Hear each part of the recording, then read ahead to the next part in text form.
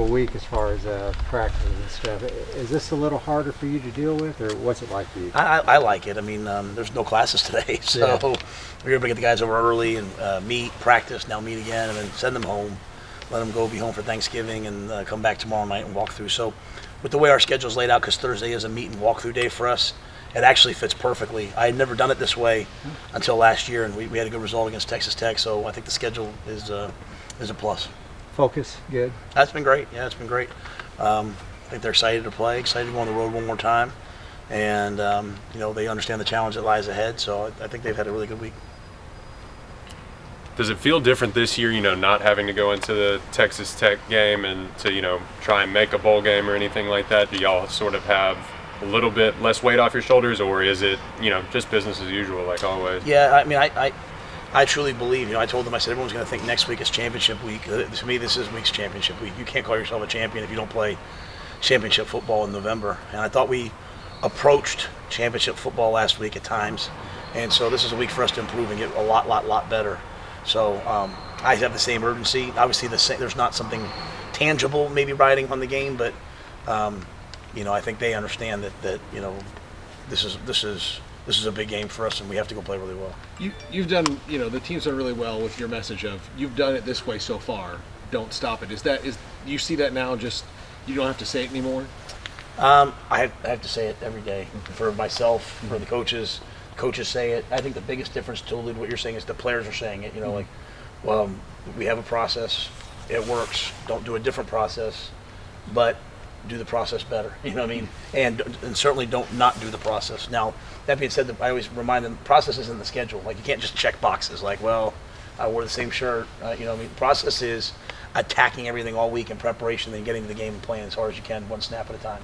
So our preparation and all that, I thought, there's been more guys doing extra than I've seen maybe in previous weeks, and it should be that way, because every week you're learning more and more and more about yourself, the team, and the process.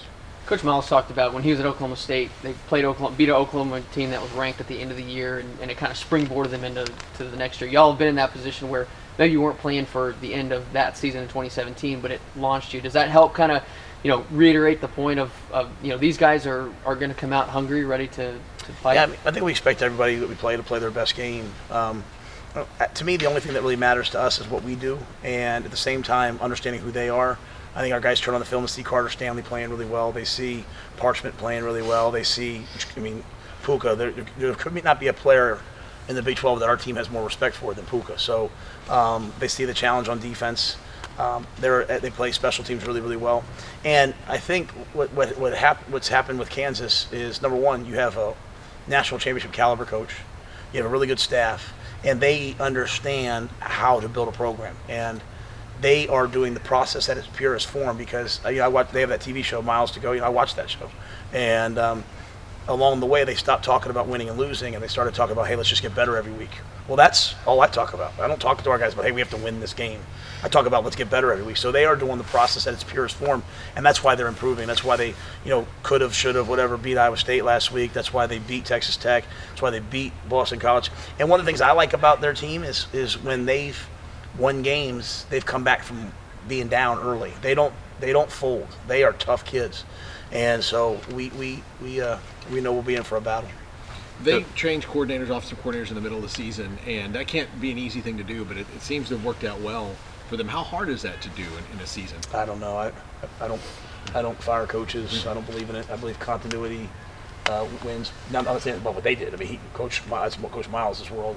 He's a legendary coach. So I'm just saying, for me, I've never really fired a coordinator. I've let one coach go in 7 years, and even that was kind of a mutual thing. So I have just my own way. I can't. But it's worked for them. They've scored a lot of points since then. And Coach DeArmond seems like I don't know him. I know a lot of people that do know him. But watching that show, he seems like a fiery, intense competitor. And he'll have his guys ready to play. I like the way they talk about knocking people down and finishing and all that. It's kind of unique to have a glimpse into the team, being able to watch the team prepare and playing games and talk after the games that you're playing. I've never had that before. So you have a good feel for this is a bunch of tough guys. This is a tough staff. I know the D-line coach, Quan Drake's a tough guy, and their players play like it. How's Charlie looked in practice this week? Just coming off the ankle and the head. Is he good to go? Yeah, he's great. He practiced well today. An ankle is one of those things where it can get stepped on, all of a sudden it can start bothering you. So we've had to really accelerate Gary, and Zeno's gotten reps this week, and I think that's really good for both those guys in their development. But yeah, Charlie's ready to go. Matt, the game there 2 years ago, do you remember your feeling afterwards? Was it accomplishment or relief, or what do you remember? Oh, there was a whole lot of relief. I think the guys were excited. I think for me it was relief because those were really good kids, and as we were going through that season, a lot of people were laughing at us. You weren't, but I mean, those kids were on social media, so that was like, hey, I didn't want them to have another week where they lost a game and got laughed at. I wanted them to find a way to win. So when they won, I was relieved for them. As I've told you guys before, I expected to improve and get better, and I could see the young players. I could see Charlie and Lovett and Ebner, and what was going to happen in time. I just wanted those guys to go out there and you got Gavin Holmes who's injured. Obviously, he had 2 touchdown catches, and but I think it was relief. But also for the guys, I think they were excited. You win a game, it's fun. Even though Kansas is at the bottom of the conference standings, they're still a pretty good team. What do you think that says about the Big 12 as a whole? Well, the Big 12 has tremendous parity, and so here's what happens. Every year in this league, because we don't have a lot of high-end teams, like the teams that are every year 0-11 or 1-11, what ends up happening is you end up having a lot of 6-6 teams. Because we play 9 conference games, we all play each other. So in other leagues where they play 8 conference games, the 6-6 becomes 7-5 because you scheduled an extra win, and 7-5 becomes 8-4. Whereas we only have 3 non-conference games, and so you can only have so many people beat each other. In other leagues where they don't all play each other, if you have 1 or 2 teams that are really bad, everyone just kind of gets a free win against them. Then you don't have to. This team rotates off your schedule. So what ends up happening in our league is we kind of cannibalize each other a little bit, to be quite honest. That's why you don't have multiple teams all in the top 10, top 15, because by nature, if you're going to have 1 or 2 teams in the top 10, then everyone else has to be in the 20s because you had to have all beaten each other. I don't know if that makes sense. So I think that means it's a competitive league. It means there's tremendous parity.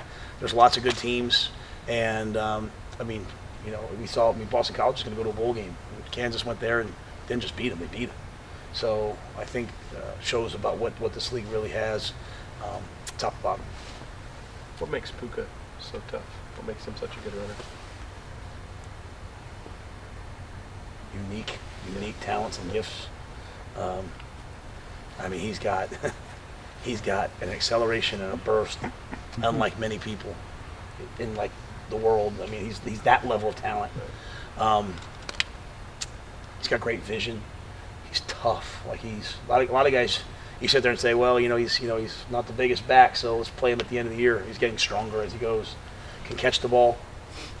Iowa State has this turf that everyone slips on. Literally, you watch a game like Iowa State, everyone's on the ground the entire slipping, except for Pooka.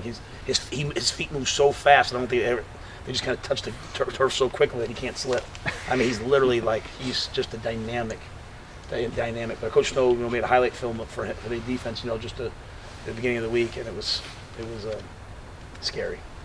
Pooka kind of gets the headlines, but they have some really good receivers too. Parchment, Robinson, they create some explosive plays. How do you limit them from doing what they really do best, and that's hit on the explosive play? And they get behind you on the explosives. They got behind Iowa State, which is the same defense as us. So, and I think their coordinator does a great job of having it be it's not just one play. It could be the inside guys working on your safeties. It could be the outside guys. And then they have a really good offensive line. The left tackle, I don't want to mispronounce his name, but he's an NFL starter someday, and he's been good for a couple of years. And I think the biggest reason why they're playing at the level they're playing at right now is the quarterback has played really well. So when they get behind you, he hits it, and he has the time to be able to do so as well. So they've got talent, and they're a scary offense to go against. And even when they've lost to Texas, they scored 45 points or whatever it was. I think they scored as many or right around as many as LSU did. So there's some things that they do that it's really difficult. All right. Thank you, Coach. Thank you, guys. Happy Thanksgiving. Thanks.